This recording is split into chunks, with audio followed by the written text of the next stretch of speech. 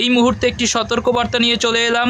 আমি কিন্তু কিছুক্ষণ আগেই শর্টের মাধ্যমে একটি সতর্কবার্তা দিয়েছিলাম যে এদিকে দক্ষিণবঙ্গের কোলাঘাট, তমলুক, হলদিয়া, জয়নগর, মাজিলপুর, বারুইপুর এই সমস্ত স্থানে কিন্তু বজ্রবিদ্যুৎ সহ ঝড় বৃষ্টিপাত কিছুক্ষণ আগেই হয়ে গেছে এবং এই মুহূর্তে কিন্তু আমরা দেখতে পাচ্ছি যে বিশেষ করে যশোর, সাতক্ষীরা, খুলনা, লোহাগাড়া, মাদারীপুর, শ্যামনগর, মাঠবেড়িয়া, পিরোজপুর, বরিশাল এদিকে প্রায় কিন্তু সমস্ত দক্ষিণ বাংলাদেশ জুড়ে এই বজ্রবিদ্যুৎ সহ ঝড় বৃষ্টিপাতের মেঘটা বিরাজ করছে এবং এই মুহূর্তে কিন্তু বাংলাদেশের কিছু স্থানে এই বজ্রবিদ্যুৎ সহ ঝড় বৃষ্টিপাত শুরু হয়ে গেছে।